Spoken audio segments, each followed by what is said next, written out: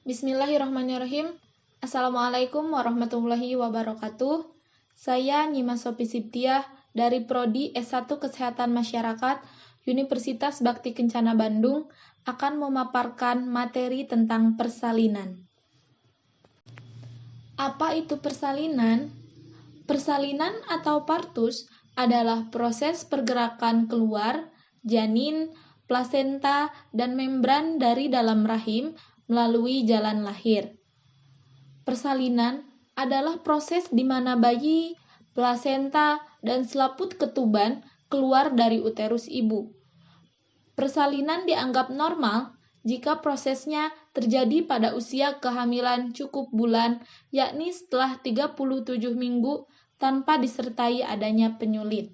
Berdasarkan tekniknya, persalinan dibagi menjadi 3, yakni persalinan spontan, persalinan buatan, dan persalinan anjuran. Persalinan spontan adalah persalinan yang berlangsung dengan kekuatan ibu sendiri dan melalui jalan lahir. Sedangkan persalinan buatan adalah persalinan dengan tenaga dari luar, yakni dengan ekstraksi forceps, ekstraksi vakum, dan seksio cesaria. Persalinan anjuran, persalinannya tidak dimulai dengan sendirinya, tetapi baru berlangsung setelah pemecahan ketuban atau pemberian pitosin. Berdasarkan umur kehamilannya, persalinan dibedakan menjadi 5, yakni abortus, partus immaturus, partus prematurus, partus maturata term, dan partus postmatur atau serotinus.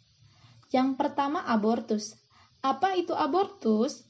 Abortus adalah pengeluaran buah kehamilan sebelum usia kehamilan 22 minggu atau bayi dengan berat badan kurang dari 500 gram. Yang kedua, partus immaturus. Pengeluaran buah kehamilan antara 22 sampai 28 minggu atau bayi dengan berat badan lahir 500 sampai 999 gram. Yang ketiga, partus prematurus. Pengeluaran buah kehamilan antara 28 sampai 37 minggu atau berat badan bayi lahir antara 1000 sampai 2499 gram. Yang keempat, partus maturata term adalah pengeluaran buah kehamilan antara 37 sampai 42 minggu atau dengan berat badan bayi lahir lebih dari 2500 gram. Yang kelima, partus postmatur atau serotinus adalah pengeluaran buah kehamilan lebih dari waktu persalinan yang ditentukan atau lebih dari 42 minggu. Istilah-istilah dalam persalinan seperti gravida, vara, primipara, multipara, pluripara, grande multivara, dan infartu. Apa itu gravida? Gravida adalah seorang wanita yang sedang hamil. Para adalah seorang wanita yang pernah melahirkan bayi yang dapat hidup atau viable. Sedangkan primipara adalah seorang wanita yang pernah melahirkan bayi hidup untuk pertama kali. Multipara atau pluripara adalah wanita yang pernah melahirkan bayi hidup beberapa kali, yakni sampai 5 kali. Sedangkan grande multivara adalah wanita yang pernah melahirkan bayi 6 kali atau lebih, baik hidup maupun mati. Yang terakhir, ada infartu, adalah seorang wanita yang sedang dalam keadaan partus atau persalinan. Asuhan persalinan dibutuhkan saat proses persalinan. Asuhan yang bersih dan aman selama persalinan dan setelah bayi baru lahir, serta upaya pencegahan komplikasi, terutama perdarahan pasca persalinan, hipotermi, dan aspeksia pada bayi baru lahir. Tujuan asuhan persalinan adalah memberikan asuhan yang memadai selama persalinan dalam upaya mencapai pertolongan persalinan yang bersih dan aman dengan memperhatikan aspek sayang ibu dan sayang bayi. Kebijakan pelayanan asuhan persalinan, yang pertama, semua persalinan harus dihadiri dan dipantau oleh petugas kesehatan terlatih. Yang kedua, tempat rujukan dengan fasilitas memadai untuk menangani kegawat daruratan obstetri dan neonatal harus tersedia selama 24 jam. Yang terakhir, obat-obatan esensial, bahan, dan perlengkapan harus tersedia bagi seluruh petugas medis. Sebab-sebab mulainya persalinan dari beberapa teori.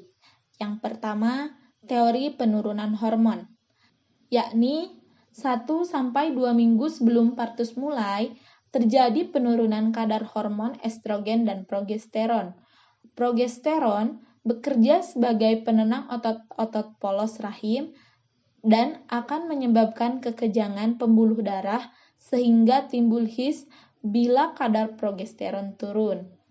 Terdapat 2 hormon yang berpengaruh pada saat persalinan, yakni estrogen dan progesteron.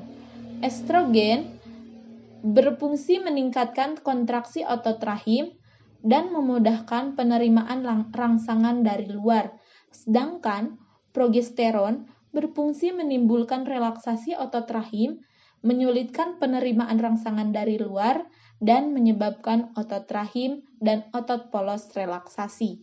Yang kedua, teori plasenta menjadi tua, yakni akan menyebabkan turunnya kadar estrogen dan progesteron yang menyebabkan kekejangan pembuluh darah. Hal ini akan menimbulkan kontraksi rahim. Yang ketiga, teori oksitosin. Pada akhir kehamilan, kadar oksitosin bertambah. Oleh karena itu, timbul kontraksi otot-otot rahim. Yang keempat, keregangan otot-otot. Seperti halnya dengan kandung kecing dan lambung, bila dindingnya terenggang, oleh karena isinya bertambah, maka timbul kontraksi untuk mengeluarkan isinya. Demikian pula dengan rahim, maka dengan majunya kehamilan, makin terenggang otot-otot dan otot-otot rahim makin rentan. Pengaruh janin, hipofis dan kelenjar suprarenal memegang peranan. Oleh karena pada anencefalus kehamilan sering lebih lama dari biasa. Yang terakhir, teori prostaglandin. Kadar prostaglandin dalam kehamilan dari minggu ke-15 sampai aterm terus meningkat. Pemberian prostaglandin saat hamil dapat menimbulkan kontraksi otot rahim sehingga hasil konsepsi dikeluarkan. Prostaglandin dianggap dapat merupakan menjadi pemicu terjadinya persalinan. Tahapan persalinan. Tahap persalinan dibagi menjadi 4. Yang pertama, tahap kala 1 atau kala pembukaan.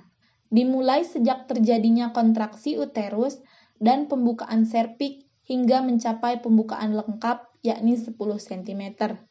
Persalinan kala 1 dibagi menjadi 2, yakni fase laten dan fase aktif.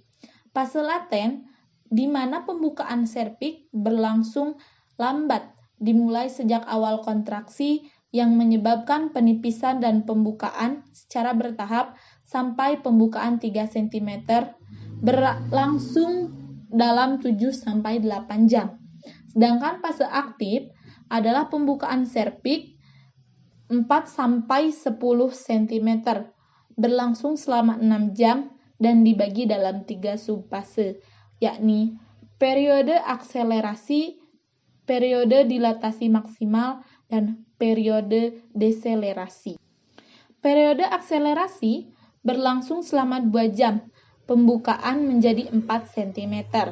Sedangkan periode dilatasi maksimal berlangsung selama 2 jam, pembukaan berlangsung cepat menjadi 9 cm. Sedangkan periode deselerasi berlangsung lambat, dalam 2 jam pembukaan jadi 10 cm atau lengkap. Selanjutnya, tahap kedua atau kala 2, kala pengeluaran janin. Dimulai ketika pembukaan serviks sudah lengkap 10 cm dan berakhir dengan lahirnya bayi. Kala 2 pada primipara berlangsung 2 jam, sedangkan pada multipara berlangsung 1 jam. Selanjutnya, tahap ketiga, yakni kala 3 atau kala pengeluaran plasenta atau kala uri, dimulai setelah lahirnya bayi dan berakhir dengan lahirnya plasenta dan selaput ketuban. Seluruh proses biasanya berlangsung 5-30 menit setelah bayi lahir. Yang terakhir, yakni kala keempat, kala pengawasan. Dimulai setelah lahirnya plasenta dan berakhir 2 jam setelah proses tersebut. Terima kasih. Sekian yang dapat saya sampaikan. Mohon maaf tentu banyak kesalahan dan kekurangannya. Semoga bermanfaat. Assalamualaikum warahmatullahi wabarakatuh.